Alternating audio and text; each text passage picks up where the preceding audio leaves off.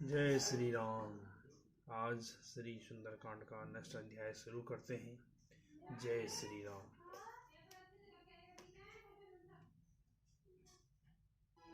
राम सिया राम जय जय राम। प्रभु श्री राम जी विभीषण पर कृपा करते हुए उनको अपना स्वभाव बतलाते हैं। अहो भाग्य मम अमित अति, राम कृपा सुख कुंज। देखे नयन बिरंज शिव, सेव्य जुगल पद कंज। मंगल भवन मंगल नभु सुदर्शन अधीर सिधारे। हे कृपा और सुख के पुंज श्री राम जी, मेरा अत्यंत असीम सौभाग्य है जो मैंने ब्रह्मा और शिव जी के द्वारा सेविल युगल चरण कमलों को अपने नेत्रों से देखा। श्री राम। सुनहु सखा निज कहु सुभाऊ, जानहु सुंदी शंभु गिरि जाऊ। जौनर होई चराचर द्रोही, आवे सभय शरण तकी मोही। श्री राम जी ने कहा, हे सखा सुनो, मैं तुम्हें अपना स्वभाव कहता हूँ, जिसे काक भुषुंडी शिव जी और पार्वती जी भी जानते हैं। कोई मनुष्य संपूर्ण जड़ चेतन जगत का द्रोही हो, यदि वह भी भयभीत होकर मेरी शरण तक आ जाए, जी मद मोह कपट छलना, करो सद्य तेहि साधु समाना। जननी जनक बंधु सुखदारा, तनु धन भवन सुहृद परिवारा। और मद मोह तथा नाना प्रकार के छल कपट त्याग दे तो मैं उसे बहुत शीघ्र साधु के समान कर देता हूँ। माता पिता भाई पुत्र स्त्री शरीर धन घर मित्र और परिवार सब कै ममता आज बटोरी। मम पद मन ही बांधु भरी डोरी। समदर्शी इच्छा कछु नाही, हर्ष शोक भय नहीं मन माही। इन सब के ममत्व रूपी तागों को बटोर कर और उन सब की एक डोरी बटकर उसके द्वारा जो अपने मन को मेरे चरणों में बांध देता है, सारे सांसारिक संबंधों का केंद्र मुझे बना लेता है। जो समदर्शी है, जिसे कुछ इच्छा नहीं है और जिसके मन में हर्ष शोक और भय नहीं है। अस सज्जन मम उर्वस ऐसे, लोभी हृदय बसई धन जैसे। तुम सारिखे संत प्रिय मोरे, धरऊ देह नहीं आन निहोरे। ऐसा सज्जन मेरे हृदय में कैसे बसता है, जैसे लोभी के हृदय में धन बसा करता है। तुम सरीखे संत ही मुझे प्रिय हैं। मैं और किसी के निहोरे से कृतज्ञतावश देह धारण नहीं करता। प्रभु श्री राम जी विभीषण को बतलाते हैं कि कौन उनको अति प्रिय है। सगुन उपासक पर हित, निरत नीति दृढ़ नेम। ते नर प्राण समान मम, जिन्हके द्विज पद प्रेम। मंगल भवन मंगल नभु सुदर्शन अधीर सिधारे। जो सगुण साकार भगवान के उपासक हैं, दूसरों के हित में लगे रहते हैं, नीति और नियमों में दृढ़ और जिन्हें ब्राह्मणों के चरणों में प्रेम है, वे मनुष्य मेरे प्राणों के समान हैं। सुन लंकेश सकल गुण तोरे, ताते तुम अतिशय प्रिय मोरे। राम बचन सुनी बानर जूथा, सकल कहि जय कृपा बरूथा। हे लंकापति, सुनो, तुम्हारे अंदर उपर्युक्त सद्गुण हैं, इससे तुम मुझे अत्यंत ही प्रिय हो। श्री राम जी के वचन सुनकर सब वानरों के समूह कहने लगे, कृपा के समूह श्री राम जी की जय हो। सुनत विभीषण प्रभु कै बानी, नहीं अघात श्रवणामृत जानी। पद अंबुज गही नारही बारा, हृदय समात न प्रेम अपारा। प्रभु की वाणी सुनते हैं और उसे कानों के लिए अमृत जानकर विभीषण जी अघाते नहीं हैं। वे बार बार श्री राम जी के चरण कमलों को पकड़ते हैं। अपार प्रेम है, हृदय में समाता नहीं है।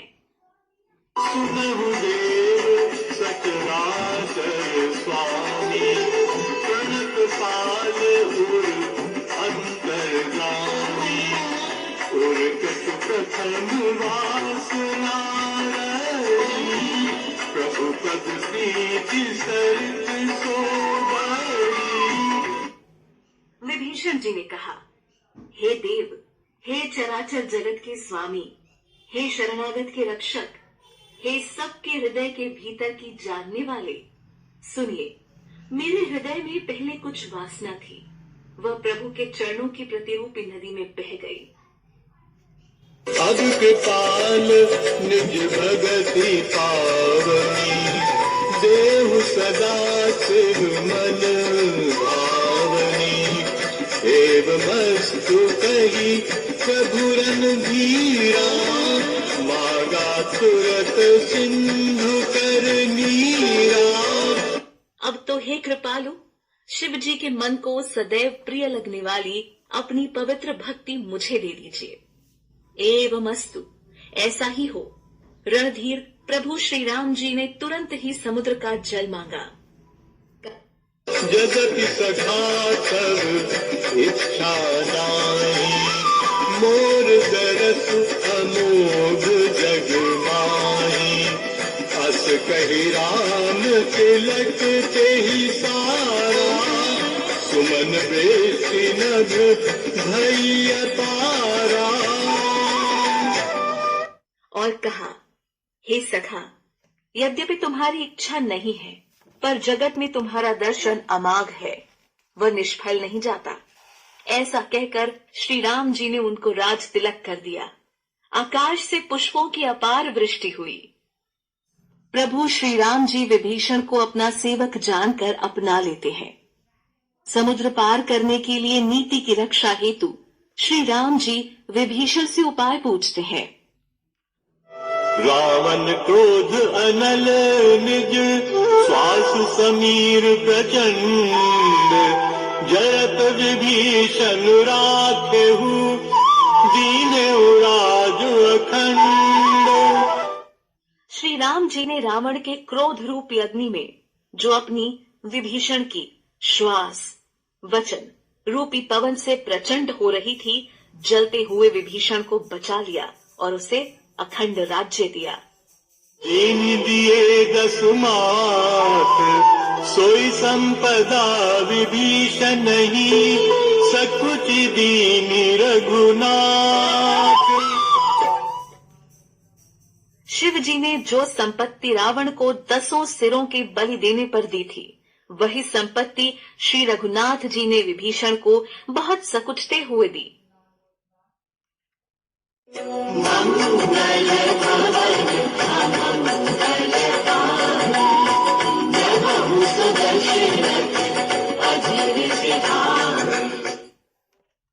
बस प्रभु छाड़ी भजहि जे आना, ते नर पशु बिन पूछ बिसाना।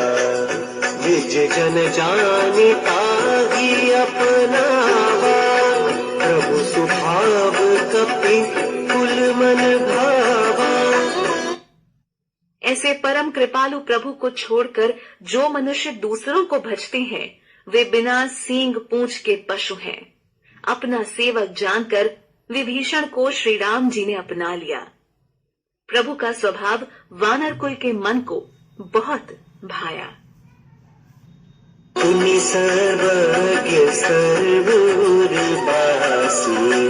सर्वरूप सब रहित उदासी, बोले वचन नीति प्रतिपालक, कारण मनुज धनुज कुल घालक।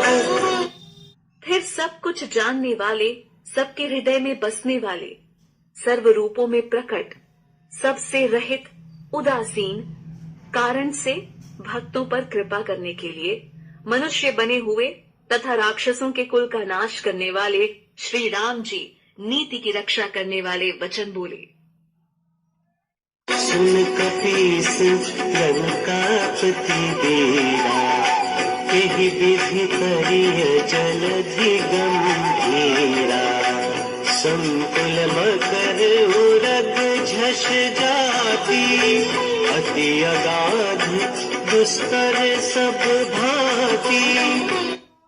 हे वीर वानर राज सुग्रीव और लंकापति विभीषण, सुनो, इस गहरे समुद्र को किस प्रकार पार किया जाए। अनेक जाति के मगर, सांप और मछलियों से भरा हुआ यह अत्यंत अथाह समुद्र पार करने में सब प्रकार से कठिन है। लंकेश सुनहु रघुनायक, कोटि सिंधु शोषक तव सायक, यद्यपि तदपि नीति असिदाई, विनय करिया सागर सल जाई। विभीषण जी ने कहा, हे रघुनाथ जी, सुनिए, यद्यपि आपका एक बाण ही करोड़ों समुद्रों को सोखने वाला है, सोख सकता है, तथापि नीति ऐसी कही गई है, उचित यह होगा कि पहले जाकर समुद्र से प्रार्थना की जाए। प्रभु श्री राम जी समुद्र को प्रणाम करते हैं। प्रभु तुम्हार कुल गुर जलधि, कहि उपाय विचारी, बिनु प्रयास सागर तरहि, सकल भालु कपिधारी।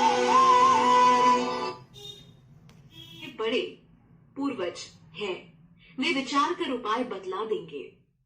तब रीछ और वानरों की सारी सेना बिना ही परिश्रम के समुद्र के पार उतर जाएगी।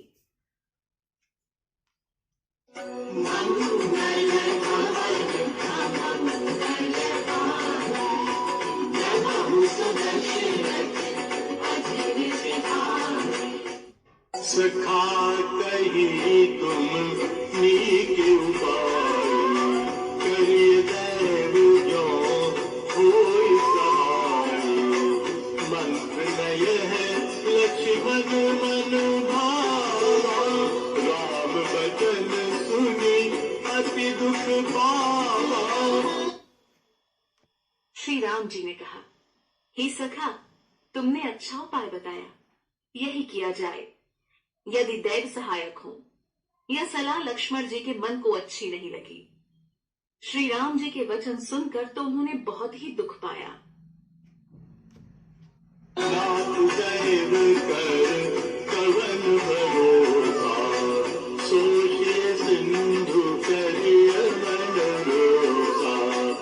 कादर मन कहूँ एक अधारा, दैव दैव आलसी पुकारा। लक्ष्मण जी ने कहा, हे नाथ, देव का कौन भरोसा। मन में क्रोध कीजिए, ले आइए और समुद्र को सुखा डालिए। यह देव तो कायर के मन का एक आधार, तसल्ली देने का उपाय है। आलसी लोग ही देव देव पुकारा करते हैं। सुनत भी हंसी बोले रघुवीरा, ऐसे ही करब करहु मन धीरा। अस कही प्रभु अनुजहि समुझाई,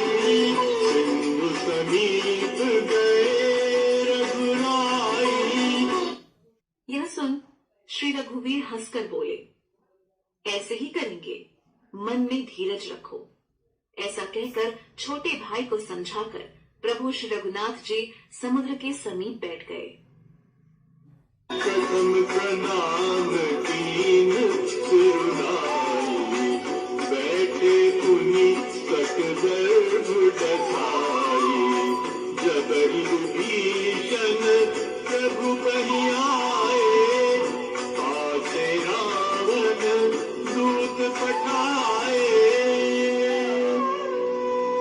उन्होंने पहले सिर नवाकर प्रणाम किया, फिर किनारे पर कुश बिछाकर बैठ गए। इधर ज्यों ही विभीषण जी प्रभु के पास आए थे, त्यों ही रावण ने उनके पीछे दूत भेजे थे।